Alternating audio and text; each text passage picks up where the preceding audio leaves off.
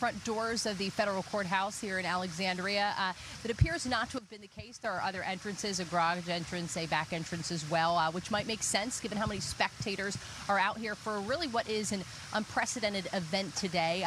So in about, 7 minutes, that's when the arraignment is scheduled for. That is when the former director, James Comey, FBI Director, will be speaking to Judge Michael Nachmanoff. He's a Biden appointee known for his thoroughness, but he's going to inform Comey of the charges against him. He's going to be asked how he pleads. We fully expect Comey to plead innocent on both charges, which a grand jury indicted him on late last month, those being a false statement within the jurisdiction of the legislative branch of the U.S. government, obstruction of a congressional proceeding. Front doors of the federal court. Hey, welcome into Courageous Media. Thanks so much for joining me. Really appreciate you rolling up. Got some great news for you today. James Comey has been arraigned in federal court in Virginia. This is official now. He's not just indicted. He has been arrested, although not in the manner that I think most of us would have wanted, but he has officially been arrested. He has officially been charged, and he has been arraigned. And in that arraignment, he has pled, we'll see from the videos, he has pled not guilty to 2 counts of lying to Congress and obstructing a congressional proceeding. Now, altogether, he could face 6 to 10 years in prison if convicted. And frankly, I think there should be many more charges forthcoming. I think there needs to be conspiracy charges, RICO charges, treasonous sedition charges. There's all sorts of things that need to go on with James Comey, but this is at least a start. As we have seen, as you may have seen many memes rolling around the internet, especially on X, the number of people that the Biden DOJ arrested, number of Republicans, and the list is 100 long, and the number that Trump is arrested, 0. Well, now we've at least got 1. At least we've got 1 in there. But welcome in, everybody. Thanks so much for joining me. Really appreciate y'all rolling up. Resnap in the house. Thanks for being here. The swamp is starting to get drained. Let's hope it's a very small bucket so far. We need to start pumping this thing out. Mary Morvant watching from South Louisiana. Welcome in. Baton Rouge, New Orleans. Where in South Louisiana? The judge, yes, Scott W., the judge is a Biden appointee. So let's not be under any illusions that this is going to be a super fair trial. I think, and based on what some of the things that Kash Patel has said, that they've got him dead to rights. So it'll be interesting to see how this plays out. Ryan Thacker from the UK. Hey, well, welcome in. Thanks so much for being here. We're in the UK. I've been to the UK many times, enjoyed London, enjoyed Birmingham, been up Burton-on-Trent, up in that area in the Midlands. So great place. I'm a big Tottenham fan. So at least we got a team this year. Great day in the USA, North Shore, north of New Orleans. Hey, well, welcome in, Mary. Again, so we've got James Comey arraigned, indicted. Now, the media would have had you believe that there was an army of protesters. In fact, they literally said on their newscasts that there was an army of protesters out there for James Comey, protesting the fact that this was a show trial, that he's a political prisoner, that this is persecution. So I wanted to show you, in fairness, we try to present both sides. So I wanted to show you the army of protesters that was out front of the courthouse for the arraignment of corruptocrat James Comey. Here is the army, quote unquote, of protesters. Here we go.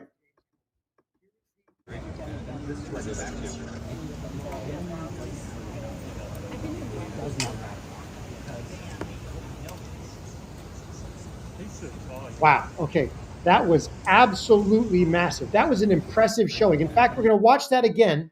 And just because we can, let's count the army of protesters. The army, shall we? 1, 2, 3, 4, 5, 6, 7. 7. I did not know that 7 constituted an army. Maybe the English language has been redefined. I would love to consult Webster on this.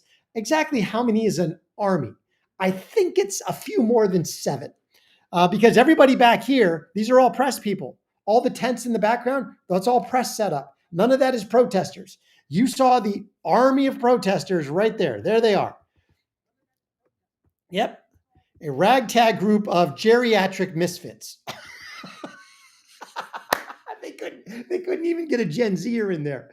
Gen Z is so over this, they didn't even show up. All you have is most likely paid geriatric misfits. Okay. This is absolutely nuts. South Yorkshire. Hey, Bardsley. All right. God's own country. Welcome in, Ryan. So glad you're here. Angel from the Netherlands. Thanks for being here. All right. Mary Morvan. Yes, the lying media at work, 100%. All right. We're going to check in because here's the news report on his actual plea. Here we go.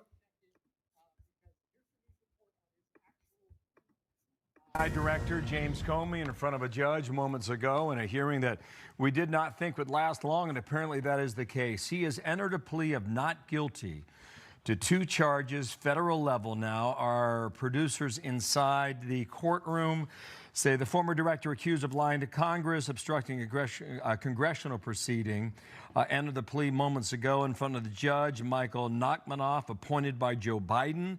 Not guilty on both federal charges. He's accused of lying in front of Congress back in 2020. So that is the update inside the courtroom. And while that's happening in one part of Northern Virginia, this is happening across.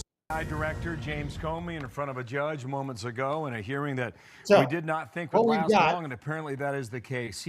James Comey has officially pled innocent, as we suspected he would. They're trying to pump up the judge as being thorough, blah, blah, blah. He's a Biden appointee, so we'll have to see how that goes. We'll actually be monitoring this as we go along. In that news, just so you know how to monitor it and what dates to expect, here's the report from BS Now, PMSNBC, MSDNC. Pick your acronym of choice. It'll all be BS Now, I think, in 2 months at the end of the year. But here's their report on Comey. Well, before I answer that, I should tell you we have some notes from our reporters inside the courtroom now. And I guess the news out of this is that a trial date has been set for January 5th. Now, of course, that is very preliminary, and I personally do not expect that to hold. But that is the current trial date. I'm just seeing some details and some color from our producers who are inside the courtroom that the EDVA attorneys entered the courtroom at approximately 10 minutes before the hour. Yeah, we don't need to know the brutal play-by-play there, but that's the big point. January 5th, that is the current trial date. Now, as he said, that is certainly subject to change as defense attorneys and prosecutors vie for position, and as motions are started and ruled upon, and or there have to be additional hearings on motions, that could certainly get pushed back.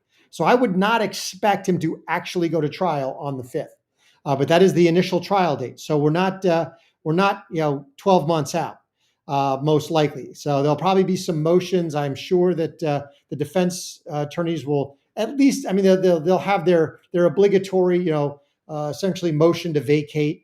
That'll get ruled on without much of a hearing. The judge will say no and move on. There might be some other motions on admissibility of certain evidences and whatnot. So we'll be seeing how this plays out. Now, the one thing that I think that I wanted, and I think most of you wanted, was to see James Comey perp walked, his door busted down, and him perp walked in handcuffs for all the world to see out of his home into the back of an FBI bureau car. We did not see that. They allowed Comey to slink in through the back door. They allowed his arrest to be private. They allowed it to be essentially an administrative procedure and not a forceful show for the entire world and the media to see. I personally wanted him to be perp walked. Why? Because of what they did to people like Roger Stone, Steve Bannon, all the J6 political prisoners that they locked up for nothing. I wanted to see him treated the same way. Now, I will give this to Kash Patel.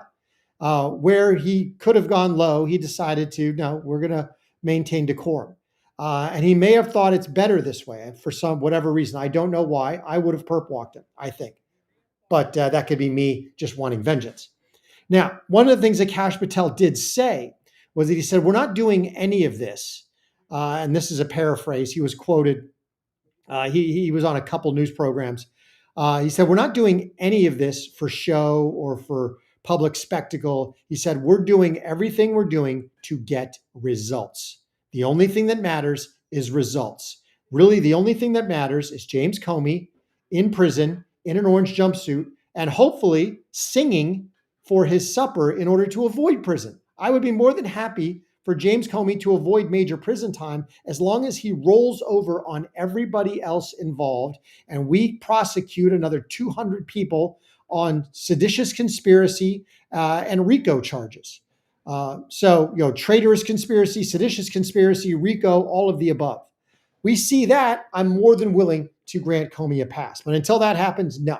And only if he's the witness that makes it all happen. Otherwise, lock him away for as long as possible and include him on the traitorous, treasonous, seditious RICO charges, 100%. So I'm all for Kash Patel getting results in this case. But I did want to see Comey perp walked. Why?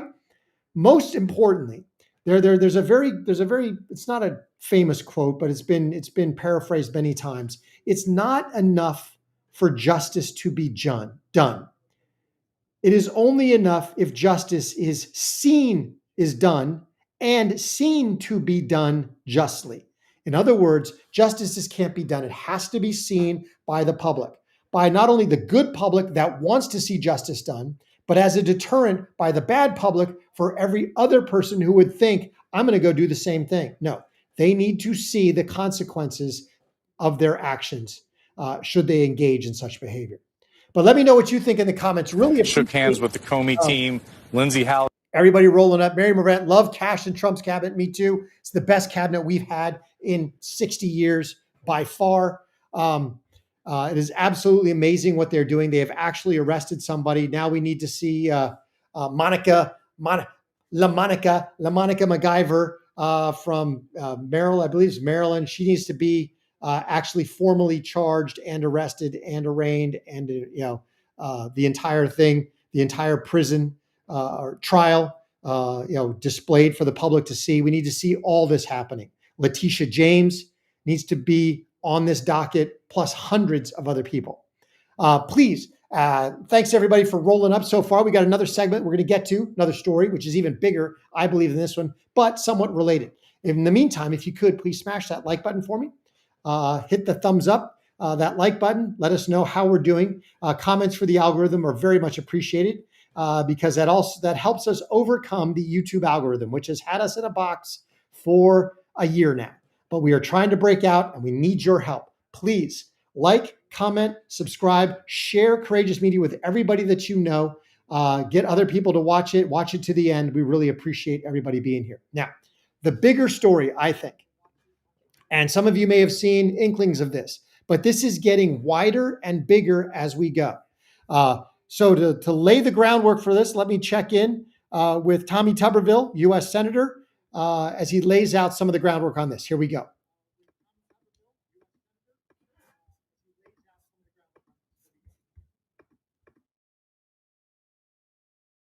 It's absolutely amazing. It's all started back during the Obama years when Lois Lerner of the IRS was weaponized to go after these LLCs from conservative groups. Ever since then, if you go back and look at it, there's been a pattern of people being attacked on the Republican side. It's wrong. It needs to quit happening, and people need to be fired over it, not just these FBI agents, but let's go after Jack Smith. Let's go after the people that pulled the trigger to go after a sitting president of the United States, Donald Trump.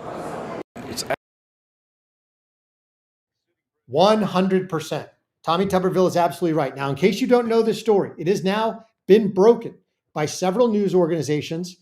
Kash Patel has released this, that the Jack Smith prosecutor's office, which, as we now know, was an illegal prosecutor's office. He wasn't even properly a special prosecutor because he had never been confirmed by the Senate. He never held a government job that allowed him to prosecute criminals under a federal banner. That's why the judge down in Florida basically threw him off the case. Said, you can't be here. You have not been properly vetted and confirmed by the Senate. So we got Jack Smith, who operated an illegal special prosecutor's office under the guise of ridiculous, Attorney General in name only, Merrick Garland, and the auto pen Joe Biden. Not only did he go after Trump, not only did he, lock up every single person that, was within 6,000 yards of the Capitol on January 6th, but now we find out that he was spying, illegally, mind you, on a minimum of 8 GOP senators during this time. And that this spying dates all the way back to the Obama years. Arctic frost, crossfire hurricane, they are all an intertwined mesh of corruption, illegality, sedition, and treason. It is an absolute swamp's nest. It's an absolute viper's nest in there. And again, really appreciate everybody rolling up. Thanks for being here. Cheryl Horner in the house. Talisha Clark in the house. Cheryl Horner, America wants Comey in prison. I want all these people in prison. I want them publicly in prison. Absolutely. And, for those of you who don't know, if anybody is actually convicted of treason in any of this over the next 3 years, the U.S. Code still has on the books punishment for treason is public execution, firing squad. So this could get very, very serious very fast. But let's keep diving into this because here is more information. Senator Grassley and others' announcement on the FBI oversight and the spying on 8 GOP senators. Here we go.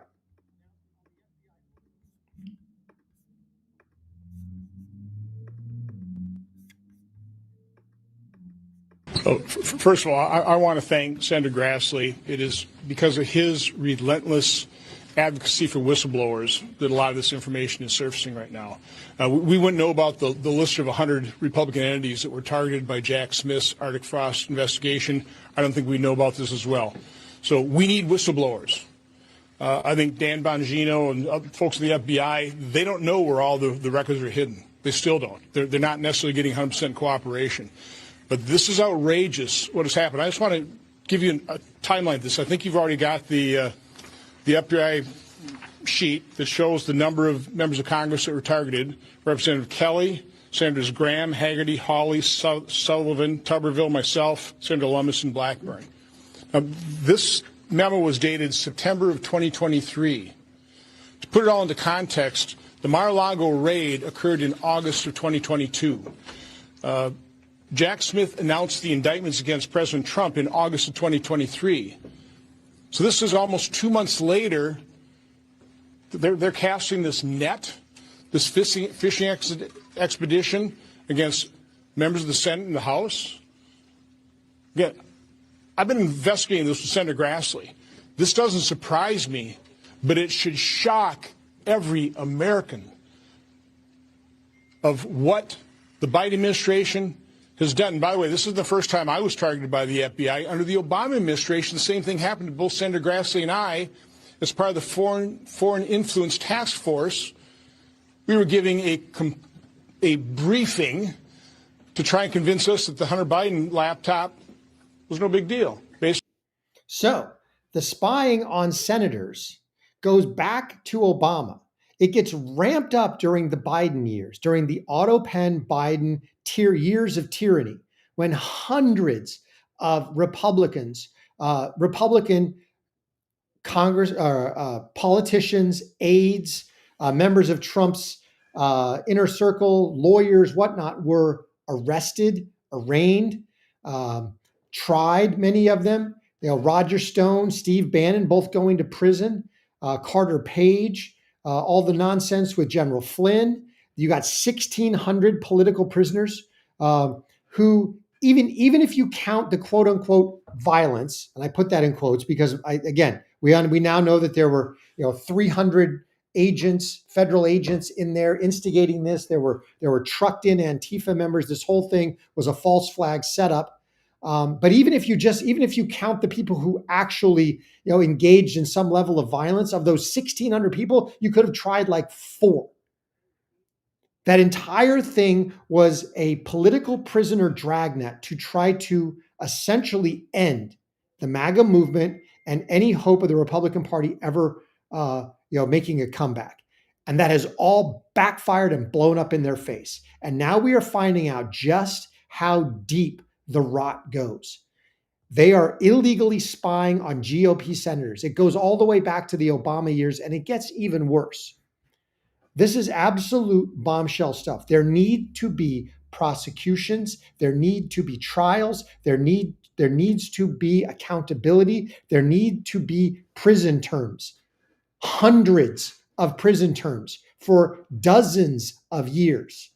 If we do not use this as a giant cudgel in order to rework the idea of deterrent, if people are not held accountable for this, the Democrats, the globalist cabal of corruptocrats, the Antifa members, the leftists, the socialists, the communists, they will continue to do this ad nauseum until they destroy our country.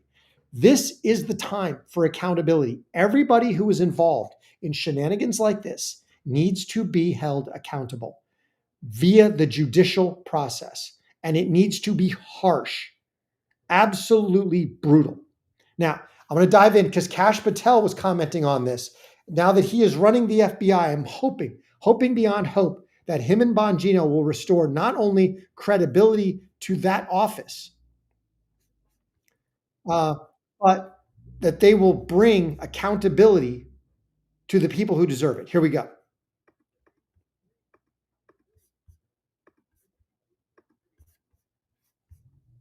It in a lockbox, put that lockbox in a vault, and then put that vault in a cyber place where no one can see or search these files. They're called restricted access and prohibited access. Restricted access means some people get to see it. Prohibited access, you put it in there when you want to hide it from the world, and that takes the authorization of the Attorney General and the Director of the FBI. So not only did they weaponize this law enforcement, but when we got in there, and when I got in as the FBI Director, from my experience as Russiagate, I knew where to look and what rooms to open and what doors to kick down. And that's what we did. We found this information to expose the politicization by Jack Smith and the prior Department of Justice. I mean, just think about it. 8 sitting United States senators, phone records were gathered and subpoenaed through the grand jury process, and it was buried and wormholed with the hope that no one would find it. So we're just scratching the surface here, but accountability is coming. You're darn right I fired those agents. You're darn right I blew up CR-15, the public corruption squad that led the weaponization at the Washington field office. We're just warming up, but we are running our investigations to the ground. We are finding every single person involved. We will not leave a single room locked. We will go in through all the prohibited access requirements, and we will find the material and show the American public, like we have done in this FBI, more transformative and transparent than any in the U.S. history, to bring accountability to the American people. And we will work with our partners in Congress, who should be furious at the prior administration's leadership and weaponization and singular politicization of law enforcement. The American public sees what we're doing, Sean, with the stats you just read off in the beginning. They see what we're doing here to unseal the vault and show the world how the deep state actually operated. I find that extremely interesting that they essentially tried to wormhole all this information under prohibited access. So they figured that they could get Kamala Harris in and they never have to deal with this again. So why put it under prohibited access? Because what they wanted to avoid was any potential whistleblower going to Congress, going to the media, going to anybody and saying, hey, we spied on senators. Hey, we illegally did this. Hey, all of this stuff about Crossfire Hurricane, about the weaponization of the FBI and the DOJ, yeah, it's all true. They didn't want whistleblowers. They didn't want real patriotic Americans to have access to that information. So they prohibited it access, which means, as he said, you had to have the director of the FBI and the AG sign off on opening that vault. Well, thank God we got President Trump in office. We got Kash Patel, who has some cojones, and Pam Bondi to sign off on this and start opening up Pandora's box of corruption, illegality, and treasonous activity. This is absolutely amazing. Now, it goes deeper. And like he said, they fired all the agents. That is but scratching the surface. They were doing it probably because they wanted to, but they were also doing it because they were told to. They need to track the money, track the authority. They need to figure out everybody who was involved in this, and there needs to be real accountability. Loss of prestige, loss of job, loss of pension, loss of money, loss of freedom. They need to be in prison. And some of them, if it rises to the level of treason, there might need to be some other losses that are involved in there as well. Now, all of this is combined with what Comey did. Realize that this whole crossfire hurricane, Arctic frost, all of it is combined. It's all related. It's all intertwined in the giant deep state corruption that they tried to use at the behest of the globalist cabal of corruptocrats, of whom they are all a part, to destroy the United States, to destroy our representative republic forever. They wanted to destroy it and turn it into a republic in name only, that they controlled via their deep state apparatuses and apparatchiks, that they would never, ever be out of office again, that they would destroy the Republican Party, that they would weaponize every measure of United States government to ensure they never lost an election again. They would have had 20 million illegals in here, all of them with voting cards, all of them registered to vote, all of them voting, but not really voting. They'd have been harvesting those ballots for whoever they wanted. They would have had 20 million illegal voters. They would have turned the elections. There never would have been a free and fair election again. That was their goal, their ultimate goal, amongst many other things in terms of reigning control and tyranny on the U.S. populace. Now, to that end, we find out that this rot, as we have long said, that the worst president in the history of the United States, it's a toss-up between, well, it's not really a toss-up. I think the worst president was Obama, because although he looked slick and he had a nice smile and he was polished, he's the one who started all of this. The current level of race relations in America, the debacle that is the entire balkanized critical race theory that is now spread into LGBTQ and trans and the whole nine yards, that was all started under Obama. All of the weaponization of government, even though it was more secret back then, was all started under Obama. And you could even say it goes back to Bush and the whole Homeland Security, Patriot Act. Now, it might be that they had good intentions and that Obama used that act to weaponize everything. It could be because they're all deep staters, that it goes right back to Bush. But President Obama was the worst because he was the most effective at destroying the country. Biden was just a complete buffoon. Biden, from a policy perspective, from a public perspective, was the worst president in that realm. But in terms of setting the country back, it was by far Obama. Now, to that end, we've got Mike Benz, who is the expert of all things deep state, was on Joe Rogan, and he was talking about one particular aspect of what the deep state did, what they actually did under Obama with U.S. taxpayer money, the lies that they told, and how this has translated to what we're seeing today, what we saw in the summer of quote-unquote love in 2020, and what we're seeing today with the Antifa ICE riots in Portland, Chicago, LA, and others. Check this out. This is amazing stuff.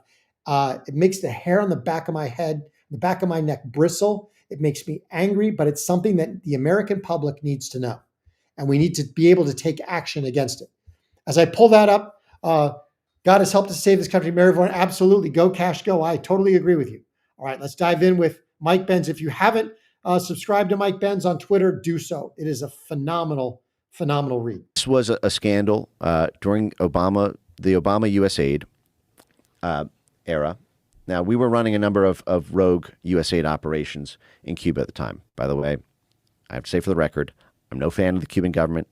I'm not even weighing in on whether it's the right or wrong thing to do, in terms of regime change there or, liberating people there from autocratic excess by that government. I'm simply showing the American people where your tax dollars are going and how these things are structured in order to systematically fool you and to fool Congress and to fool the White House.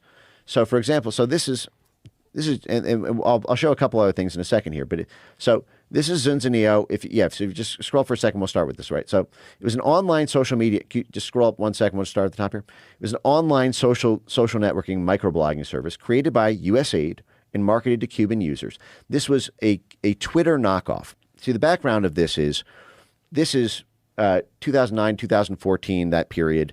The State Department and USAID were gangbusters gung-ho on the promise of Arab Spring-style social media revolutions to topple other governments. That the Arab Spring was a Facebook revolution and a Twitter revolution.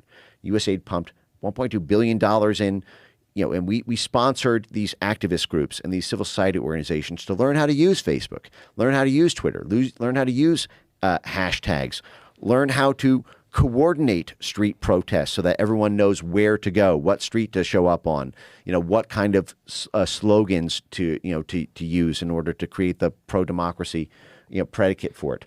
But the problem was at the time, Cuba did not allow U.S. social media in. So they said, so they're not allowing Twitter in. How can we get a Twitter there, but without calling it Twitter, without making it look like it's coming from the U.S.? So what they did is they took the exact same thing as Twitter. Same user interface, same like and retweet button. Zunzanillo is the Cuban slang word for hummingbird. So it means it's bird. It was the Twitter bird, the whole thing. But the whole trick about it was you have to make it look like it's coming from the Cubans if you're going to do this operation. So what you'll see is it began running. So this is 2010. This is right during the Arab Spring. And what you'll see is they took funds, millions of dollars of funds that were concealed as humanitarian funds designated for Pakistan. Now, I don't know if Joe or the audience, if you've looked at a map lately, but Pakistan is not exactly the next door neighbor of Cuba. In other words, they laundered money. They laundered money in criminal operations in order to make this stuff happen. So they laundered U.S. taxpayer money criminally in order to make this happen. And what they were doing was setting up the means by which they could prompt, fuel, instigate, and maintain social media riots, protests, revolutions, you name it. And they practiced it around the world. Keep going. Right. So, and this is the Wikipedia whitewashing, and we can get into the deeper layers of this, but contractors funded by USAID, I should note the main contractor was Creative Associates International, who's a frequent one. It's CAI, not CIA, I promise. So they concealed in the budget from Senate, from Congress, from the White House National Security Council. They said that these were humanitarian funds for Pakistan. And then they ran that to their contractor, CAI, to, quote, set up a Byzantine system of front companies using Cayman Islands bank accounts and recruiting unsuspecting business executives who would not be told of the company's ties to the U.S. government, according to the AP. The private companies like Creative Associates International designed the network. The idea arose after they were given 500,000 stolen Cuban cell phones that were available on the black market. And then what you'll see if you scroll down is okay, the network, dubbed the Cuban Twitter, reached about 60,000 Cuban subscribers. The initiative appears to also have had a surveillance dimension, allowing a, quote, vast database of Cuban Zunzanillo subscribers, including gender, age, and receptiveness and political tendencies to be built, with the Associated Press noting such data could be used in the future for political purposes. By the way, these are all quotes from the internal documents, and we can go through that. The data would then be used for micro-targeting efforts towards anti- and pro-government users in Cuba. The developers aimed to, at first, use non-controversial content, such as sports and music, and hurricane updates, by the way. They used hurricane updates in the internal things. Basically a humanitarian front that if you sign up to this app, you'll know about natural disasters in the area. Meanwhile, what was the plan the whole time? Once they built up enough subscribers, they would begin to introduce political messages through social bots and encourage dissent in this astroturfing. There's a great Guardian write-up on this. If you go to Guardian Zunzanillo, so you can see how crazy. Just type in Zunzanillo. So they took U.S. taxpayer money. They laundered it through a Byzantine network of Cayman Islands and other, quasi, sketchy accounts. They hid all this money from the executive branch, from the Congress, from the Senate, from U.S. National Security. They hid it from everybody. And what did they do? They were aiding and abetting terrorism around the world. They did it in Cuba. They did this in places like Ukraine, One of the reasons we have the Ukraine war is because they took what they learned doing this in Cuba and doing this in other places, and they did it in the Ukraine. They overthrew the duly elected Ukrainian government in 2014, and they installed their own puppet. And then they installed their own puppet again in Zelensky, and somebody who they could run. And this is why we have the nonsense that we have going on today. They did this in order to foment terrorism, revolution, war, the constant military industrial complex that bled Americans dry through taxpayer money, that bled other countries die through actual blood. It's absolutely egregious what they have done. And they learned how to do it so they could do it in the United States. Realize that the entire summer of love in 2020 was an outgrowth of what they did with all their experimentation on foreign lands. They did it again, but this time they did it in the United States. This time they overthrew a U.S. presidential election. Between that and the whole Hunter Biden nonsense, they overthrew a U.S. They rigged a U.S. presidential election. Then they tried to do it in 2024. But we were able to overcome that. Now all of this is coming to the forefront. The fact that they laundered taxpayer money to create terrorist networks to overthrow other nations, the fact that they were spying on Donald Trump and all of his surrogates, or many of them, the fact that they were also spying illegally on 8 sitting U.S. senators, and at least 2 of those senators go all the way back to the Obama regime, and that Obama has his fingerprints all over this. And Rhonda Blosser, I am with you. I am glad they are uncovering the corruption, but I'm with you. There has to be accountability. There has to be real material losses by everyone involved. Loss of prestige, loss of status, loss of network, loss of job, loss of freedom, loss of money, all of it.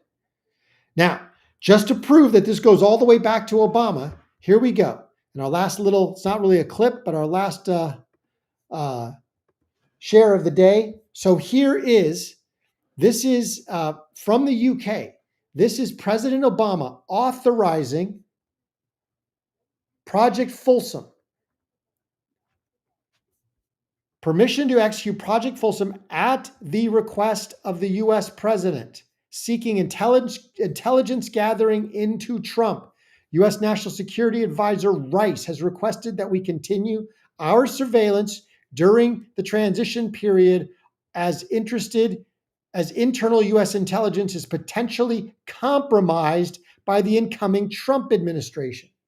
So you've got President Obama authorizing the illegal spying on Trump, on the Trump administration, on the incoming Trump government, as well as sitting GOP senators under Project Folsom, which then became Project Arctic Frost, which then became Project Crossfire Hurricane. And we have this almost 13 years now of spying, of illegal activity, of fomenting terrorism and revolution around the world that goes right back and lands at the feet of Barack Hussein Obama.